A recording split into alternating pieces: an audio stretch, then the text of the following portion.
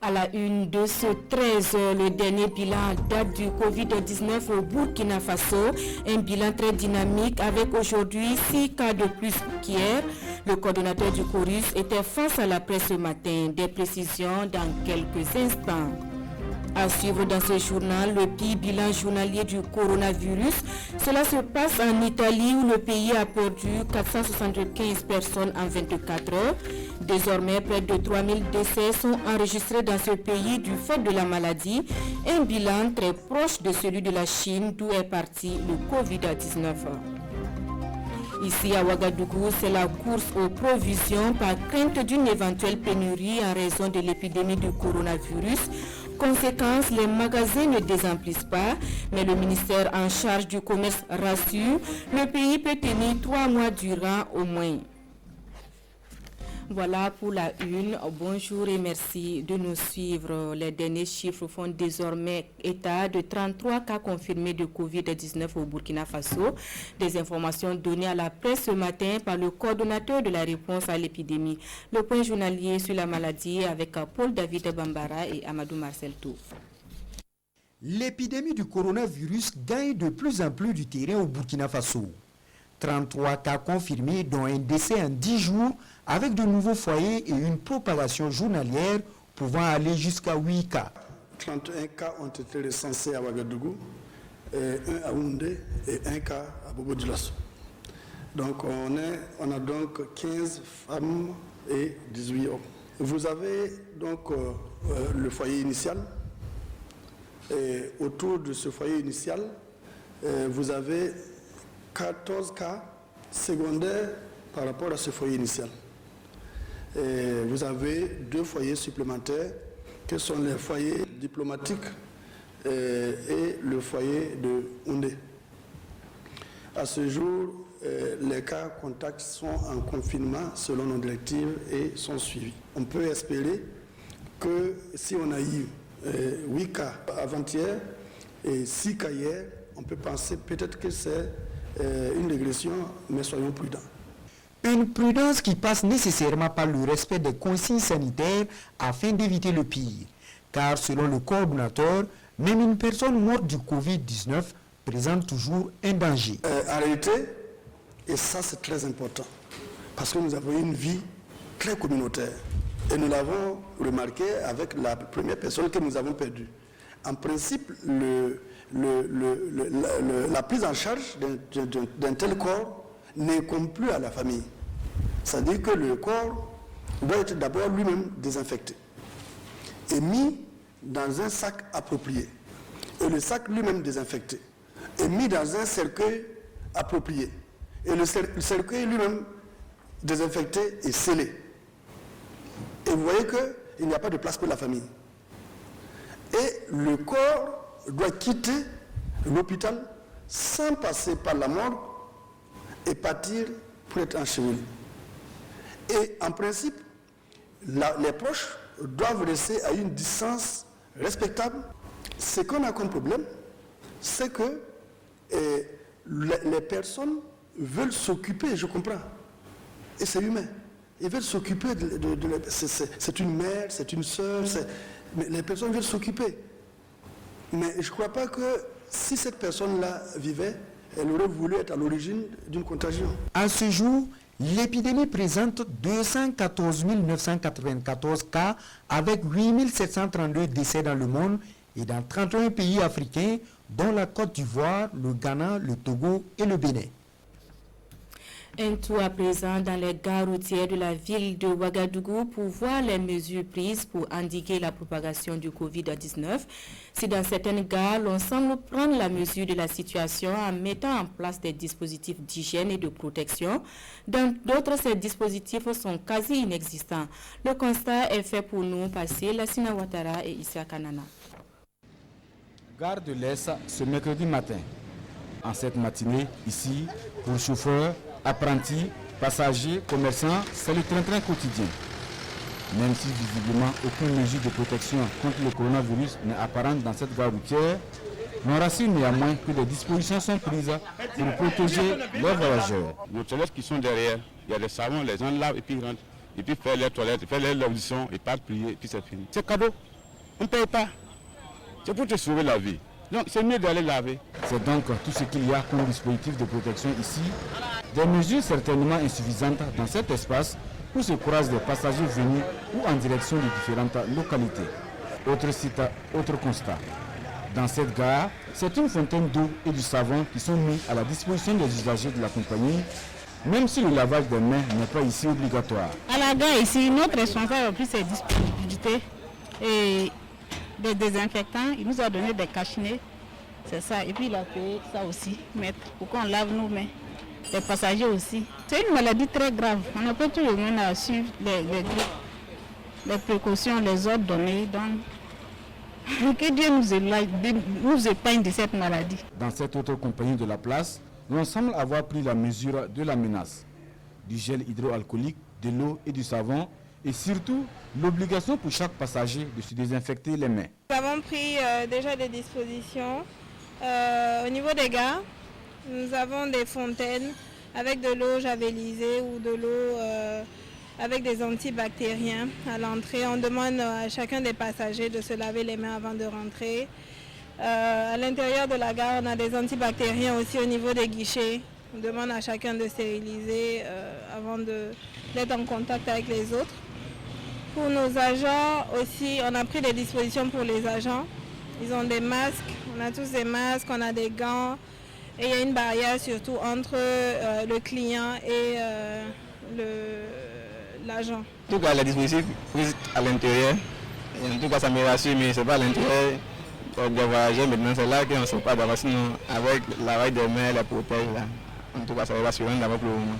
Même si toutes ces mesures semblent rassurer les passagers, la compagnie plaide néanmoins pour plus d'accompagnement pour lutter contre le Covid-19.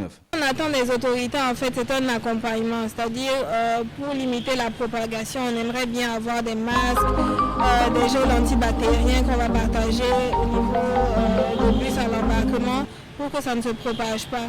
27 cas de Covid-19 confirmés, dont un mort à la date du 18 mars 2020 au Burkina Faso. Le coronavirus est devenu une question de sécurité sanitaire nationale. Et pour briser la chaîne de contamination au Burkina Faso, il va falloir durcir les mesures de protection dans les gares et le milieu du transport de passagers de façon générale. Et toutes ces mesures font craindre à certains Burkinabés une éventuelle pénurie des produits de première nécessité. Conséquence, les supermarchés sont pris d'assaut pour faire des provisions. Pas besoin, dira le ministère en charge du commerce, les stocks de produits du pays peuvent permettre de tenir 3 mois durant. Le reportage de Salifou Belem et Oumou Sissé.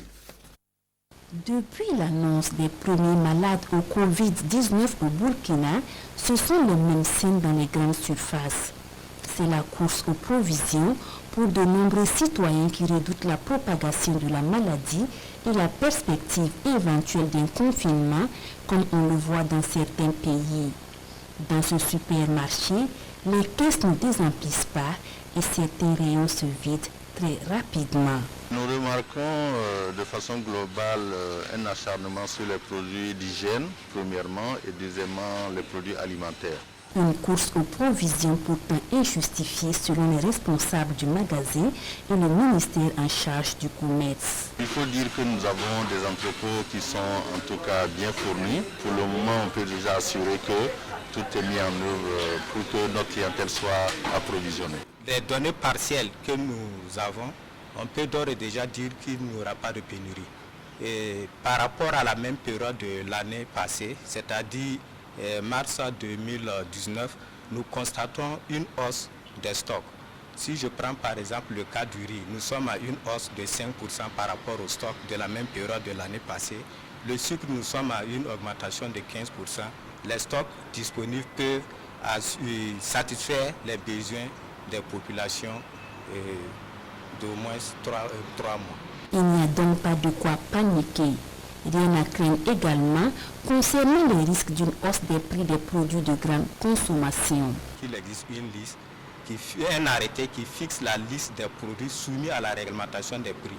Et les prix de ces produits sont soit fixés ou des marges sont bloquées. Pas de valse des étiquettes sauf pour les prix des gels désinfectants et des masques de protection respiratoire qui connaissent une hausse spectaculaire. Pour ce qui concerne ces deux produits, c'est le régime de liberté de prix qui s'applique, mais nous sommes en train de travailler pour intégrer ces deux produits dans la liste des produits soumis à la réglementation des prix. Mais avant cette réglementation des gels et masques de protection, une rencontre a été initiée avec le ministère de la Santé pour arrêter la liste et les caractéristiques des produits concernés. 475 décès dus au coronavirus en Italie, c'est le pire bilan journalier pour un pays depuis le début de la maladie. Désormais, ce sont près de 3000 personnes qui ont perdu la vie du fait de cette maladie. Un bilan très proche de la Chine, d'où est parti le coronavirus.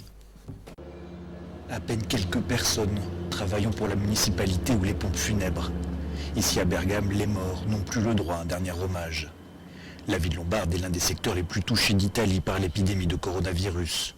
La région de Milan compte 4300 cas de Covid-19 et tout le monde attend désormais une baisse du nombre de contaminations. Mais elle ne vient pas. A l'inverse, ce mercredi, la pandémie a tué en une journée 475 personnes dans la péninsule, soit le pire bilan enregistré dans un seul pays en 24 heures. L'Italie compte officiellement désormais près de 3000 morts, un chiffre qui devrait encore augmenter et dépasser celui de la Chine, avec 3200 victimes recensées. Le système de santé de Lombardie, pourtant l'une des régions les plus riches du pays, est plus que jamais au bord de la rupture. Toujours au nord, la Toscane, le Piémont et la Vénétie sont également durement impactés. 500 nouveaux cas y ont été déclarés ce mercredi. Seul réconfort, la force de la société italienne. Tous les soirs, ils sont des milliers à leur balcon pour signifier que la vie continue et que le virus finira par être vaincu.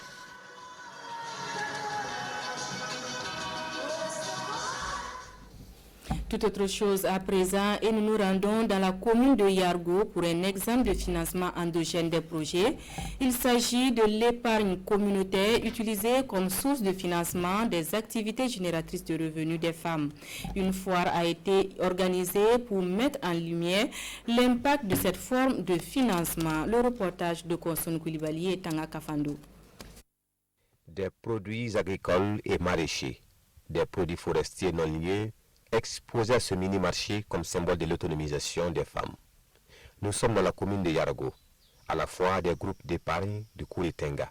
Une fois organisée chaque année dans une des communes de la province par Plan Coupela, afin de mettre en lumière l'impact des groupes d'épargne dans la création des activités génératrices pour les femmes en milieu rural. C'est une journée promotionnelle pour montrer ce que nous avons fait dans le cadre de ce projet, qui est de réunir toutes les femmes, de les mettre ensemble et de promouvoir l'épargne communautaire. Et c'est ce qu'elles font, et elles se font des crédits et à la fin d'un cycle qui dure entre 9 et 12 mois, elles se répartissent les capitales et elles recommencent le processus. Aujourd'hui, nous avons voulu marquer une acte pour d'abord féliciter ces femmes et les encourager par rapport à ce qu'elles font, qui est très merveilleux. Et c'est une acte aussi pour faire un plaidoyer pour avoir beaucoup de personnes pour les accompagner. Malgré l'impact visible, les groupes d'épargne font face à des pesanteurs socioculturelles. Comme les a caricaturés ce sketch, et l'engagement des hommes à accompagner les femmes a été demandé. L'apport des hommes, c'est de libérer et laisser les femmes avoir leur initiative de développement. Parce que quand une femme arrive à prendre en charge ses propres besoins, ipso facto, les besoins de la famille, de l'enfant qui va à l'école, de l'enfant qui est malade, qui doit aller au dispensaire, du mari même quelquefois qui n'arrive pas à subvenir aux besoins, tous ces besoins-là se trouvent à être résolus parce qu'un mari a accepté, a compris le bien fondé de laisser sa femme aller dans le sens de l'autonomisation économique. À cette cérémonie, des présents et des attestations de reconnaissance ont été offerts aux acteurs qui soutiennent les femmes dans leurs activités et rendez-vous a été pris l'année prochaine dans une autre commune du Kouritenga. Contribuer au renforcement de la cohésion sociale et la coexistence pacifique entre populations autochtones et celles déplacées, c'est la raison d'être de l'association Thomas Kalafala, créée en 2019 à Dori. Cette association, qui a officiellement lancé ses activités la semaine dernière, a comme plan d'action à court terme du réconfort aux déplacés internes par des remises de vivres et la lutte contre le chômage des jeunes. De Dori, le reportage de Ibrahim Kagone et Bouma Ernest Nebier. Voir des populations plus solidaires, main dans la main pour le développement de la région du Sahel, c'est le leitmotiv de cette association dénommée Thomas Kalafala, créée en 2019. À cette cérémonie qui regroupe ici à Dori les différentes communautés et les autorités du Sahel, l'association lance officiellement ses activités. Thomas Kalafala, association d'Ardilla Kalafala, qui veut dire au-dessus, être au-dessus. Voilà, donc c'est pourquoi nous avons décidé aussi de ne pas nous retenir en marge et nous mettre ensemble, en tout cas pour le développement également, pour la cohésion sociale, pour la paix. Et nous souhaitons en tout cas l'accompagnement également du gouvernement et de toute personne en tout cas qui pourra également nous apporter un soutien autant qu'il peut pour en tout cas l'accomplissement de nos objectifs. Heureux pour un retour de la paix dans la région du Sahel, voilà ce qui préoccupe actuellement le gouverneur de cette région. C'est pourquoi, à travers le secrétaire général de la province de Sénou qu'il a représenté, il félicite et encourage les premiers responsables de l'association pour leur belle initiative. Vous voyez que déjà, elle a entrepris des activités allant dans le sens de la paix et de la cohésion sociale et également pour le développement des populations du Sahel. Et en tout cas, nous avons notre accompagnement institutionnel que nous pouvons faire à cette jeune association, c'est de toujours les accompagner, être à côté, en tout cas pour les guider dans leurs premiers pas. Pour ces activités immédiates, Thomas Kalafala commence par des dons de vivres aux déplacés internes de la région du Sahel. Elle compte également s'attaquer au chômage des jeunes et à la pauvreté, deux mots majeurs qui peuvent favoriser l'extrémisme violent. À présent, la lecture croisée des parutions du jour, lecture croisée faite pour nous par Sekou Zongo. Un tel rassemblement est désormais suspendu dans les lieux de culte jusqu'au 4 avril. C'est l'une des décisions prises par la conférence épiscopale Burkina-Niger.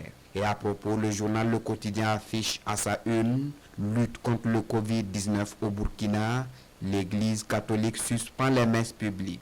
Pour le journal, ces nouvelles directives relatives à la lutte contre le Covid-19 suspendent les messes publiques, les cours de catéchèse et les stages baptisandi. Et la conférence épiscopale Burkina-Niger de renchérit dans le journal Aujourd'hui au Faso, l'heure n'est pas à la polémique ni à la psychose, mais à l'observance stricte par tous et toutes des consignes qui nous sont données par les autorités compétentes dans notre pays. Les mesures contre le coronavirus au Burkina Faso s'étendent à l'hémicycle. Ainsi, peut-on lire dans le journal de tous les Burkinabés, la conférence des présidents décide de la suspension de toutes les séances plénières jusqu'au 1er avril 2020. Toutefois, précise Sidouaya, les travaux des commissions générales regroupant les effectifs réduits se poursuivent.